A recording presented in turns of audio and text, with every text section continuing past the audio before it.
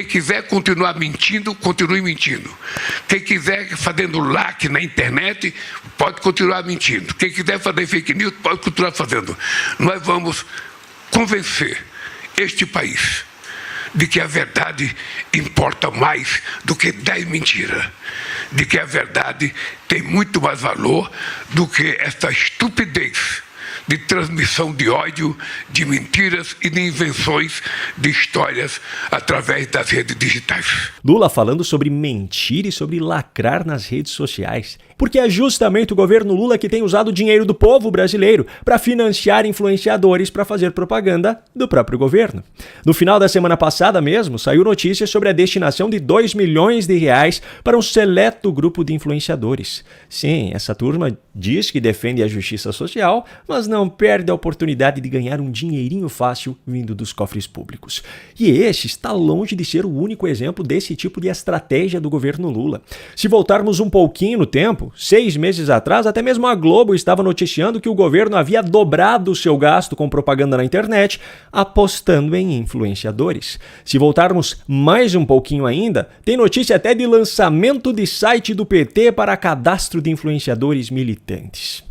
Agora, talvez nenhum desses exemplos seja tão icônico quanto a estreita relação que Lula mantinha com a página Choquei. O dono da Choquei foi preso nessa semana em uma operação da Polícia Federal que investiga uma suspeita de transações ilegais de 1,6 bilhão de reais. É aquele caso ligado aos MCs que foram presos também. E aí eu pergunto, quem é que está promovendo a lacração na internet nesse país? Aliás, quem é que está financiando a lacração? Só que a hipocrisia registrada nessa reunião ainda não foi capaz de superar o que aconteceu na outra, aquela realizada à noite com lideranças de centrais sindicais. Antes de mostrar o que Lula disse, no entanto, eu preciso mostrar a fala do ministro do Trabalho, Luiz Marinho, que soltou os cachorros contra o STF por conta da discussão sobre a pejotização. Está respaldado pelo Supremo processo de terceirização. Então, a terceirização. O hospital resolve terceirizar e contrata uma cooperativa no processo de licitação. Cooperativa, que já é questionável para esse trabalho. Essa cooperativa contrata o enfermeiro, o médico, o atendente, as pessoas da limpeza, como PJ. Isso é fraude trabalhista. E o Supremo vem asfixiando o debate em relação à Justiça do Trabalho, dizendo que não cabe à Justiça do Trabalho analisar esses contratos. É a Justiça Comum. Seria um desastre total jurídico. Se nós estamos falando de segurança jurídica, isso será uma grande insegurança jurídica patrocinada pelo Supremo Tribunal Federal. Isso é um absurdo. Obrigado, falei demais até por quem já tinha falado. Será que Marinho também será incluído em algum inquérito por estar atacando as instituições democráticas, como Moraes e os demais ministros costumam dizer sobre qualquer crítica à Suprema Corte? Sim, é uma pergunta retórica. Mas o grande vencedor do Oscar de cara de pau da noite não tem jeito, foi Lula. Durante seu discurso, como já é de praxe, ele tentou vender a imagem de que é o legítimo representante dos trabalhadores na presidência. Porque não é sempre que a classe trabalhadora pode chegar no palácio do presidente. Não é sempre que a classe trabalhadora, aliás, pouquíssimas vezes no mundo, os trabalhadores tiveram o direito de chamar um presidente de companheiro. Agora, nada supera a hipocrisia do que viria a seguir, já no final do seu discurso.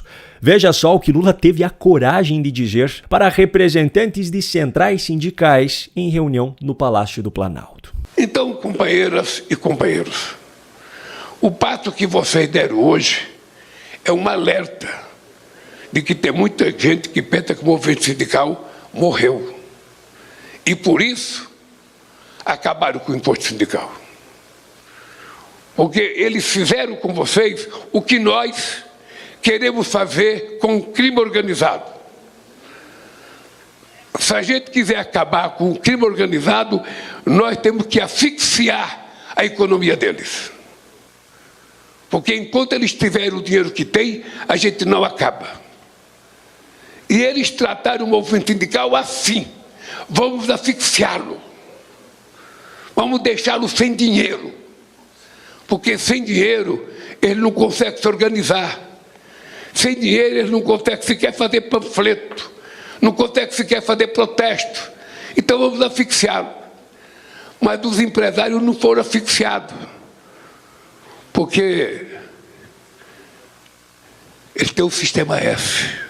Sinceramente, eu não sei o que foi pior nessa fala. Se foi o fato dele ter comparado as centrais sindicais ao crime organizado, ao falar sobre a estratégia de sufocamento, sendo que ele próprio nasceu politicamente como sindicalista, ou se foi o fato dele dizer que o seu governo está sufocando financeiramente o crime organizado, sendo que na prática as ações do governo são justamente o contrário, e um exemplo disso foi a manobra inescrupulosa realizada nessa semana para garantir a rejeição do relatório da CPI do crime organizado no Senado, ou ainda se foi o fato dele ter pagado de defensor da classe trabalhadora e promovido mais uma vez esse jogo de nós contra eles, colocando os empresários como adversários do trabalhador, sendo que nessa semana mesmo foi revelado que o seu governo chegou a demitir um integrante da fiscalização do trabalho para proteger os bilionários empresários da BYD, a montadora chinesa.